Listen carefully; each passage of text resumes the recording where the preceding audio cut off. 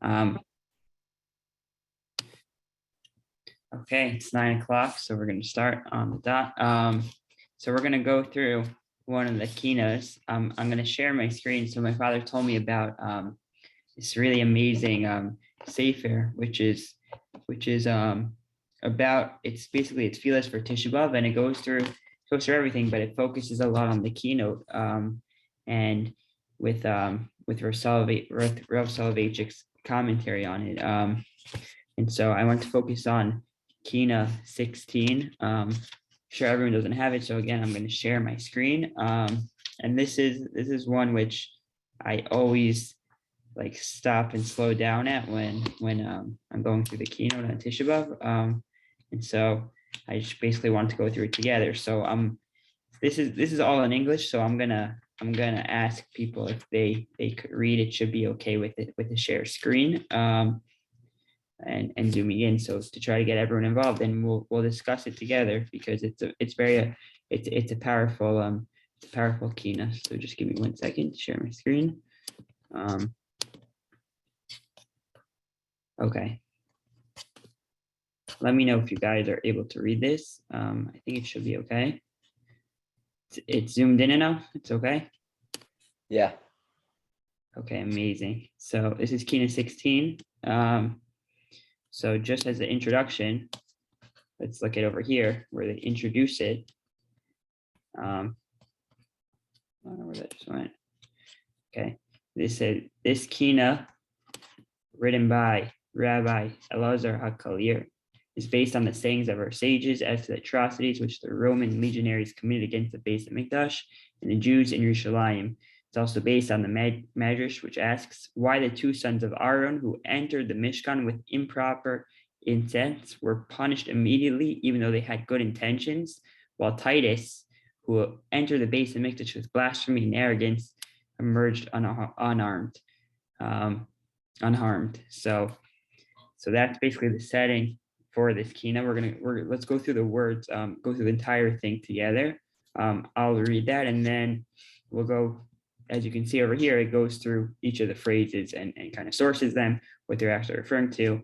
To me, this is just a very powerful, and of course it's depressing, but it's a very powerful keynote. It's Kinnot 16 if anyone has it and wants to follow on their own. So I'll read Hebrew, I'll read it in English, and then we'll go through it. So Kinnot begins, Zechor Eis Asher Asa Tsar Bifnim Shalaf Charbo Uval Lifnai V'Lifnim Nachal Asenu B'Eis Ki Tmei Lechem Aponim V'Gider Paroches Balas Shtei Panim. So the Kinnot translates as, remember what the foe Titus did within the temple precincts.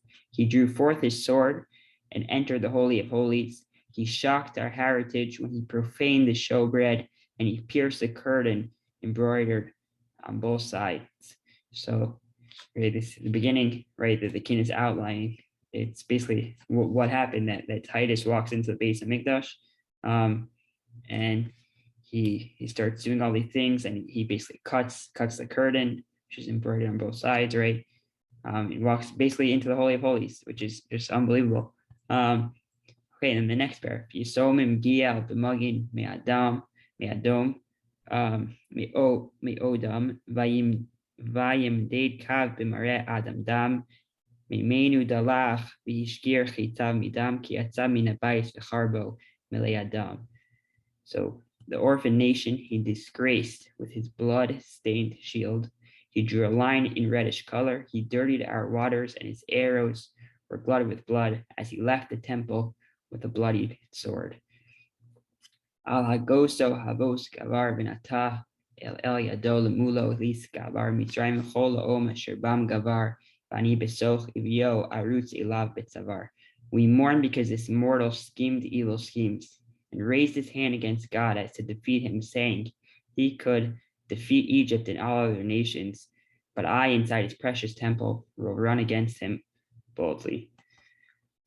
Okay, next one. Avosenu zara ki echniso bachrav ach laish v'zet soa zona hechnis v'lo nechva baish avadim chito besuko labas ish v'almeh beves ish mimarum shalach ish. In the time of our forefathers, when the sons of Aaron brought in alien offerings, they were consumed by fire. Yet he dared to bring in a harlot, and he was not singed by fire. Slavish men raked his tabernacle with flames of fire. Why? To the house of the sacrificial fire did he send down a fire from on high. Right? We're mentioning that Aaron's sons, right, Nadav and Abihu, who many sources say they were tzaddikim, right? They go into the Kodesh Kodashim with good intentions, and they die right away. And now here, Titus, right, who's going in with every bad intention in the world, comes out with nothing. Benavshenu tavanu keotzi klei sharis, besamam banu shait bam lihi sharis, orenu namak keishkim sharis, velomata tishim shlosha klei sharis. Our spirit sank as he took out the temple vessels and placed them on ships to use them for himself. Our skin rotted as the high priest awoke, and he could not find 93 temple vessels. Noshim kisharu, read this last paragraph. Noshim kishtur kivaritz bekarka abayis nalav hachritz sarim lupasu bevo paritz beves kodesh akadoshim tachano hishritz. Woman stared at the approaching tyrant, scouring the floors of the temple with his boots. Princes panicked with the general's arrival. He dared spray the Holy of Holies with his filth. Okay, and then there's a second page, just to see it all again. Okay, Bachrimi Bachutz Sagu Muchsakim Visaruki Yuzak Beshishim Ribo Mazikim Zekinim Nivasu Kirshum Mishchakim Aso Tzurtsanova Hu Asur Bozikim. The young men stood strong at the exterior walls, imagining that the enemy would be repulsed by 600,000 demons, but the elders trembled, knowing the enemy was empowered by heaven to have his way while he restrained himself as if in chains. This to me is very powerful, right? Everyone's watching as Titus is about to walk into the Kodesh Kodashim and almost like scoffing. It's like, okay, yeah, he's gonna die. Obviously, no one can go in there except the Zakanim, right? They understand, they know he's walking in and he's not gonna be punished because this is coming as a punishment from Kodesh Baruch Hu. Shavas sotin v'yavo admon v'yispev choma v'yiveis hamon nafla ever al nine pixel lach luz v'armon ad kinutash midok armon. Ganis Nebuchadnezzar, but Rome has taken its place, encircling the walls and frightening the masses. Wrath has befallen descendants of Jacob to the extent that heaven has abandoned the palace. Al pesach harbais hechel lavo biad arba roshi tafs rav lachro al tzad marve lezecher hisrid bo v'tzag achar koseinu v'lo rav ribo. He started to approach the temple mount's gate, ordering the 4 chiefs of his legion to destroy it. He spared the western wall, leaving it as a remembrance. The Almighty stood behind our wall, but it did not defend his cause. Kotzavta v'hirshesa lefanos yeladim asher ein behem kol mum misham lipanos lama ragshu goyim v'lo shata lamincha panos v'shulchum le'eretz utz b'shalosh spinos. You were enraged and allowed the evacuation. Children without blemish were expelled from there. Why did the nation storm while you do not heed Israel's meal offerings? They carried off lads and maidens to the distant land of Utz in 3 ships. Hashivinu shivu kivo kiniv chayam v'shivtu atzam yachalim po bayam shir v'tishbecho sharu kal yam ki alech haragnu mutzulos yam. They pleaded, bring us back, as they sail the ocean, as the oceans recesses, and they joined together to cast themselves into the sea. They sang songs of praise if they were at the sea of reeds. For your sake we are slain upon the depths of the sea.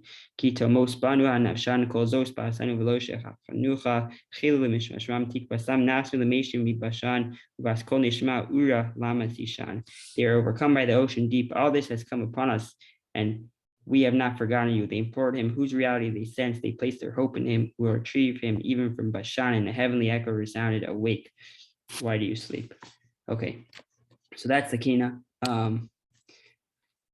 It's a very powerful Kinnot, but it's definitely not a complete understanding of it. So we're gonna look at the Rav's understanding of the Kinnot.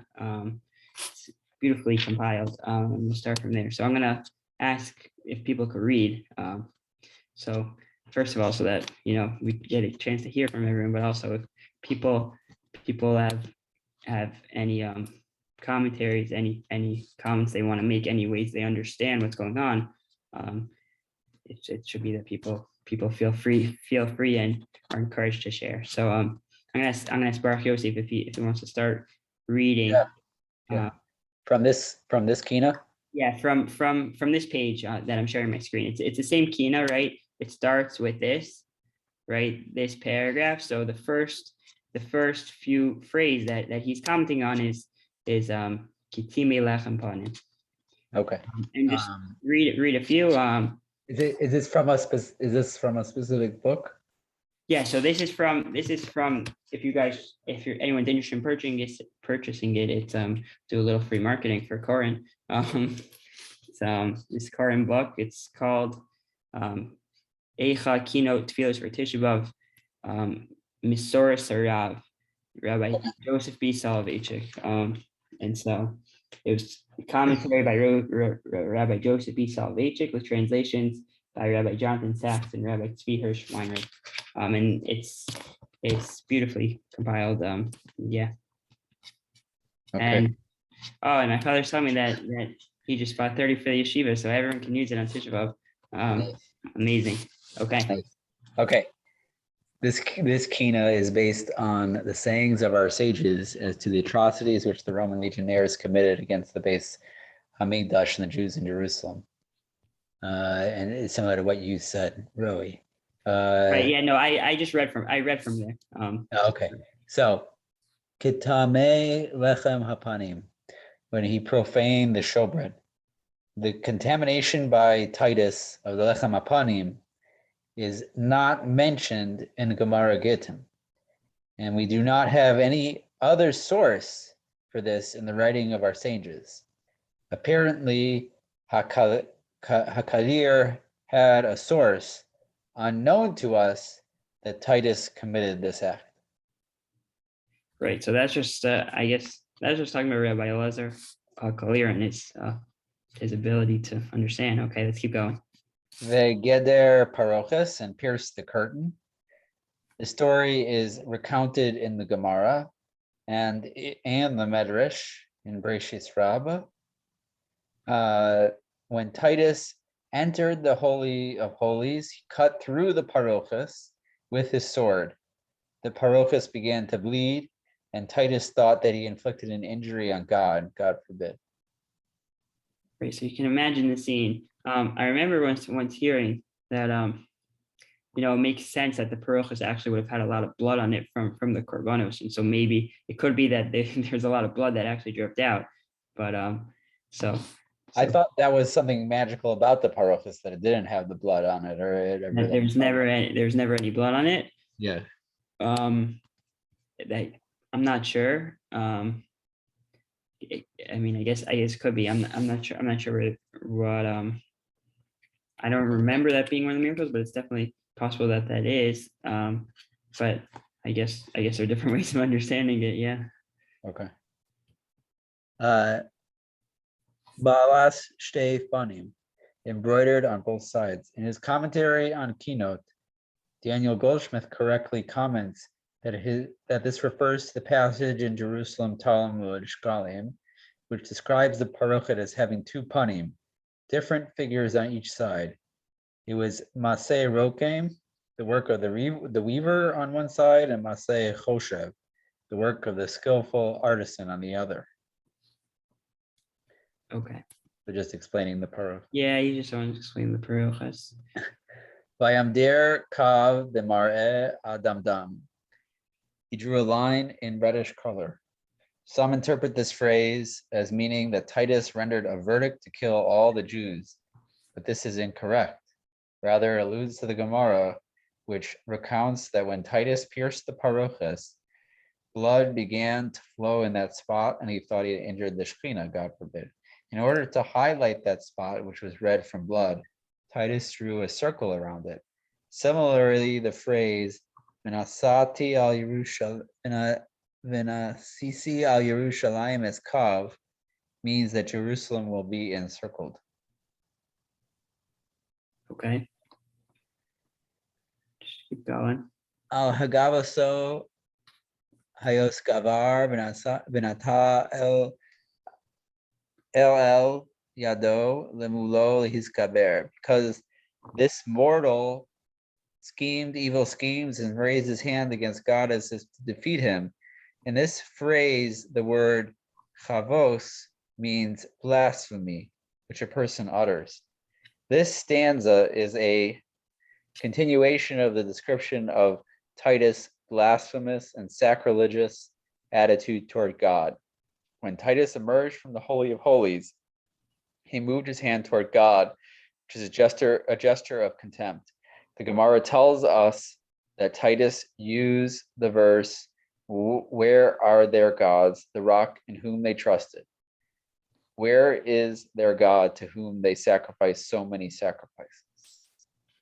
Okay, so Baruch Yossi, I'll ask you to read one more big one, and then I'll switch it up. Mitzrayim v'chol le'om asher bam gavar. He could defeat Egypt and all the nations. This phrase can be understood to refer to Titus and his military prowess. The fact that Titus defeated Egypt and so many other peoples gave him confidence that he could destroy Israel as well. In fact, it was not initially Rome's intention to destroy the Jews physically. At the beginning, Rome had political objectives. It wanted to subdue Judea and ensure that Judea took its orders from Rome, but not to destroy it. Until the Bar Kokhba insurrection, Rome did not engage in religious persecution. The Roman view was that once a people was subdued politically, then its culture, creativity, and spiritual identity would gradually disappear as well. In fact, Rome was very successful in Romanizing the ancient world. Latin became the language of the world, and Roman culture and Roman law exist to this day. The only exception was the Jewish people. Consistent with Roman policy, Titus thought when he conquered Jerusalem, he could not only conquer the physical structure of the Beis Hamikdash, but that he would conquer the people spiritually and religiously as well. Although they might still have their religious leaders and scholars, gradually the Jews would completely assimilate into Roman society, and the Jews' spiritual identity would evaporate. But the Bar Kokhba rebellion proved otherwise. By the time of the Bar Kokhba rebellion, some 65 years after the Churban, the Jews would have stopped thinking about the Beis Hamikdash and the unique way of life it represented. It was only then that Rome realized that the Jews have a very strange identity, which is different from their political identity. Even without a state or a king, the Jews' spiritual identity was difficult to conquer. It was only when Rome realized that Jews had a different identity that Rome turned against the Jewish religion and commenced its religious persecution. Okay, so I'll go back from here. But I wanna just move to the next part. I just skip one a little bit, and talk about the part that really hits me is that this part right here. Avosenu zara kechnisu b'acharav achleish, right? When this comparison to Aaron's children, Nadav and Avihu. So yeah, that's definitely the most meaningful part for me. So just to hear what the Rav had in mind when he's understanding that this Kinnot. So says, this is what it explains, that in the time of our forefathers, when the sons of Aaron brought in alien offerings, they were consumed by fire. When Nadav and Avihu entered the Mishkan humbly, they had good intentions, but God punished them immediately, and they were consumed by fire because they brought a Ketorah Zarah, an incense which they're not commanded to bring. God consumed the two sons of fire for a minor infraction. Yet, right, the next phrase, yet he dared to bring in a harlot and was not singed by fire. The Python, the author, poses a question asked by the Midrash. Why was it that Nadav and Avihu, the chosen ones among the people, were punished immediately for their infraction of bringing in an alien fire, while Titus, who profaned and defiled the Holy of Holies by bringing in a harlot, was not punished immediately? That's the question. I mean, I don't think, I don't think it's a question that's meant to be answered necessarily. Well, you might say it's something we did versus somebody external or whatever. Like, that's one difference or whatever. Like, why, God punishes us. I mean, we are the people that need to be following God's laws. Versus Titus doesn't need to be following all of God's laws, stuff like that. And then also it said, like you said or whatever, like there was, Titus was doing this sort of with God's Right. The end, the sort of the second half of, right, the second half of the Piyut where it mentions that, that's what you're referring to? Yeah, Right, where, yeah, I guess where the Zakanim understood that it was all being done. I mean, right, a lot of times we say that like especially when people when there's people that persecute, right, that's under Kadosh Baruch Hu's will that we're being persecuted, right? But I mean, they're still going to be punished, right? Even though they're doing what Kadosh Baruch Hu's will, they're still punished because they didn't have to be the ones who went to that level and were the ones who persecuted us, right? So they're still going to be punished. So I guess, right, it refers to the fact that the Zakanim understood that, this is what Kadosh Baruch Hu wanted to happen, or else it wouldn't happen. It doesn't make it feel much better. no, it doesn't. But unless of course you go to the famous saying from Rabbi Akiva, right, who we mentioned throughout Tisha B'Av, is that, that if all of the prophecies, right, if all the prophecies are around the destruction of the Beis Hamikdash are going to come true, right, then also all the prophecies about the rebuilding of the Beis Hamikdash, the third Beis Hamikdash, are also going to come true. And that's what the Gemara says, Rabbi Akiva, that you comfort us, right? You comfort us when he sees the fox, because that's what he thinks about. So it's still a hard thing. It almost feels. Yeah, please. The other thing I would add is what's interesting about this Kinnot is, why is Rabbi Eliezer Hakalier asking that question?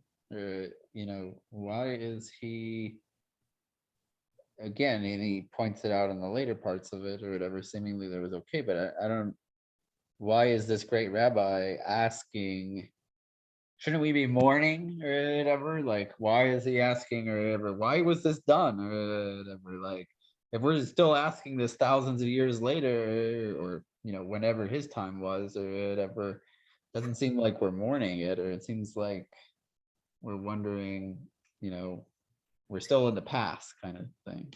Unless the question's meant to be rhetorical, right? Or, it's like almost like a plea more as to like a question, right? Roey? Yes.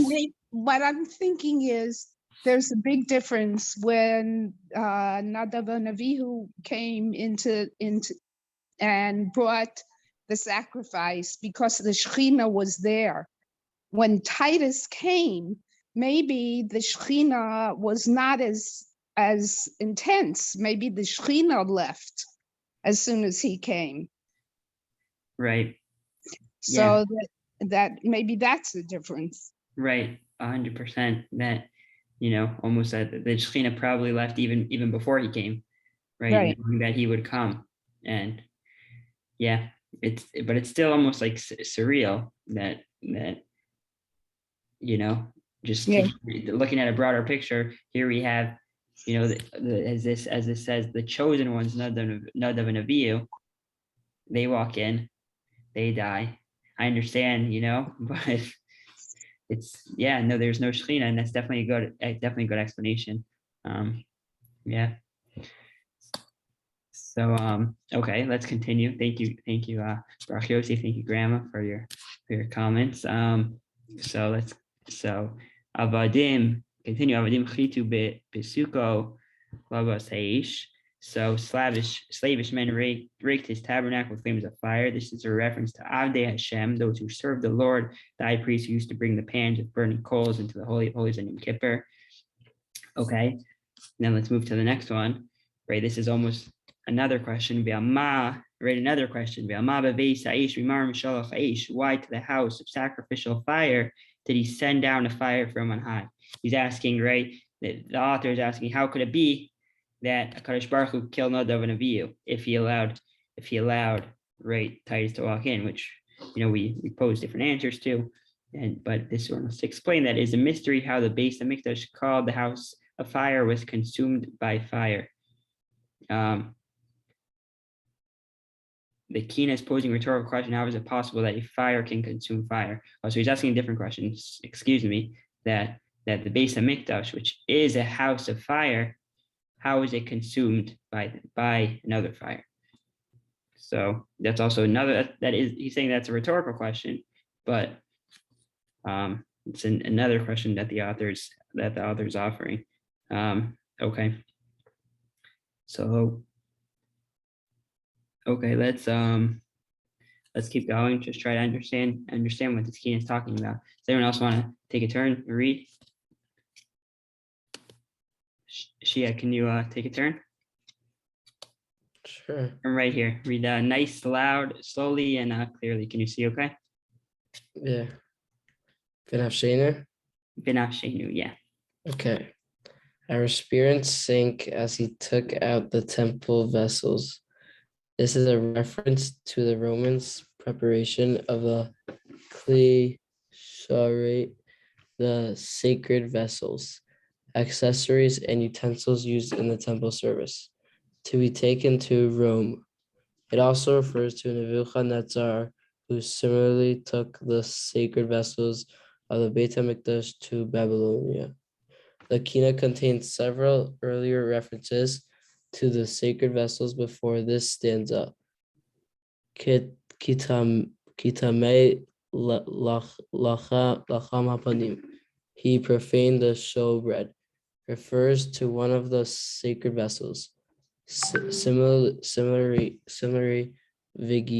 vigider parochas, and pierce the curtain, and yisomim ge'al b'magen me'adam v'maded kav b'mar'a adumam. The orphan nation he disgraced with his bloodstained shield. He drew a line in reddish color, referred to the desecration of the parochat, another of the sacred accessories. The Romans found many clichare which they defiled. And one more right here. And place them on the ships. Yeah. And placed them on his ships to use them for himself. This is an allusion to the statement in the Midrash that Titus took all the sacred vessels, accessories, and utensils, including the parochat, to Rome in order to use them for idolatrous service. Right. And so this is just more of, thank you, Sheehan. This is more of just the Kinnot painting the picture. So I just want to conclude with this last one, which is as the author of this book is going to say, right? It's a puzzling sentence, something to think about. Hopefully, maybe someone's going to understand what if someone can understand what the sentence actually means. So he says, our skin rotted as the high priest awoke and could not find the 93 temple vessels. The Mishnah says that the priests used 93 sacred gold and silver vessels for each Talmud sacrifice in the Beis Hamikdash. And they used to arrange them at night before, so they would be ready to be taken out of the utensil repository the following morning. The import of this phrase is that our skin rotted when the high priest arose the next day and wanted to take out the 93 vessels from the chamber where they were kept, and he could not find them because they were removed from the Beis Hamikdash under Titus's orders. So as I mentioned, right, the picture painted here by Rabbi Elazar HaKalir is puzzling. He describes the high priest as though he did not know what Titus had done. He arose in the morning, walked into the Beis Hamikdash to commence the service, and told the other priests to take out the sacred vessels. But to his surprise, they did not find the vessels because Titus had removed them. This is a strange description because the high priest surely knew the previous night that Titus was emptying the treasure of the Beis Hamikdash. Yeah. So does anyone have any sort of understanding as to, what's going on? How could it be? So what I think it means is that sometimes there's a tremendous tragedy in life, but people want to pretend like it didn't happen. Like looking back, we can always see like the destruction of the Beis Hamikdash. But sometimes we don't even realize like how many Jews got up the day after Kristallnacht and thought everything was normal and didn't realize that they had to get out right away. Right. Anyway, that's my take. Yeah. Yeah, no, I think that makes a lot of sense. Anyone else have any feelings about this line, this puzzling line?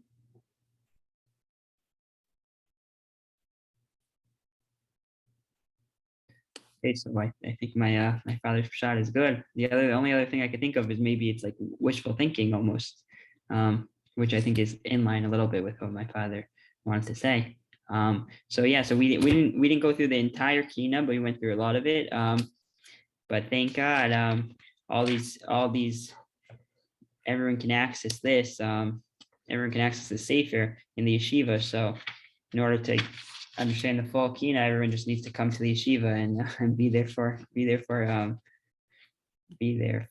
Tisha B'Av. So